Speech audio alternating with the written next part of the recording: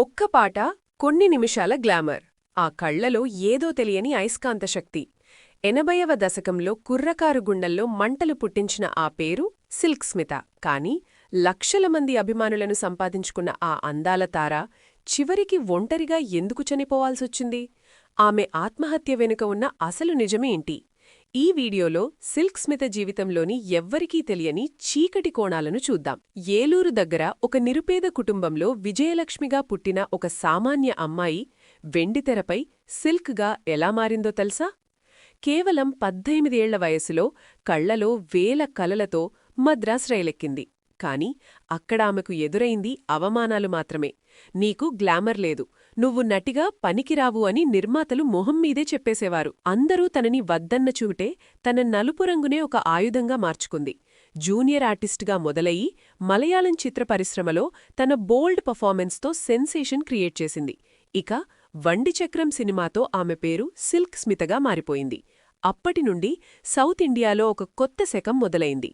మీరు నమ్ముతారో లేదో కాని ఆ రోజుల్లో ఒక పెద్ద హీరో సినిమా హిట్టవ్వాలన్నా, పంపిణీదారులు సినిమా కొనాలన్నా అందులో సిల్క్ స్మిత ఐటెం సాంగ్ ఉండాల్సిందే. మీకు తెలుసా, ఒకే ఒక్క సాంగ్ కోసం అప్పట్లోనే ఆమె 50,000 రూపాయలు తీసుకునేది. అప్పట్లో అదొక రికార్డ్. ఆమె క్రేజ్ ఏ రేంజ్లో ఉండేదంటే, షూటింగ్లో ఆమె కొరికి పక్కన పడేసిన ఒక యాపిల్ను వేలంలో ఒక అభిమాని ఏకంగా 26,000 రూపాయలకు కొనుక్కున్నాడు. ఊహించుకోండి ఆమెకున్న డిమాండ్ ఎలాంటిదో. 15 ఏళ్ల కెరియర్లో 450కి పైగా సినిమాలు, 5 భాషల్లో తిరుగులేని రాణిగా వెలిగిపోయింది. అంతా బాగుంది అనుకుంటున్న సమయంలోనే ఆమె జీవితంలో ఒక వ్యక్తి ప్రవేశించాడు.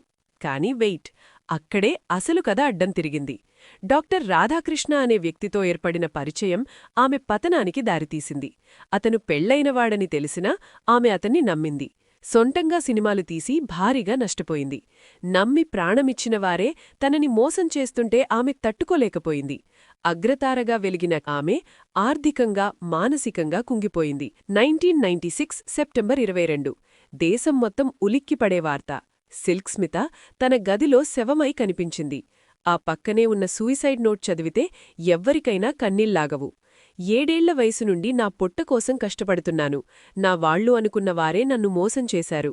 అందరూ నా కష్టం తిన్నవారే, కాని నన్ను ప్రేమించినవారు ఎవ్వరూ లేరు అంటూ ఆమె రాసిన మాటలు ఇప్పటికీ ఇండస్ట్రీలో ఒక చేదు నిజం. మరింత బాధాకరమైన విషయమేంటంటే, ఆమె చనిపోయాక కడసారి చూపు కోసం ఇండస్ట్రీ నుండి పెద్దలెవరూ రాలేదు. కేవలం నటుడు అర్జున్ మాత్రమే వచ్చి ఆమెకు నివాళులర్పించారు. కోట్ల సంపాదన, లక్షల మంది ఫ్యాన్స్ ఇవేవీ ఆమెకు ప్రశాంతతనివ్వలేకపోయాయి. వెండితెరపై మెరిసిన ఆ నవ్వు వెనుక ఎంతటి వేదన ఉందో ఇప్పటికీ ఒక మిస్టరీనే. సిల్క్ స్మిత జీవితం గురించి మీరేమనుకుంటున్నారు? కింద కామెంట్స్లో తెలియజేయండి. ఇలాంటి మరిన్ని ఆసక్తికరమైన సినీ విశేషాల కోసం మన ఛానల్ని సబ్స్క్రైబ్ చేయడం మర్చిపోకండి. Thank you for watching.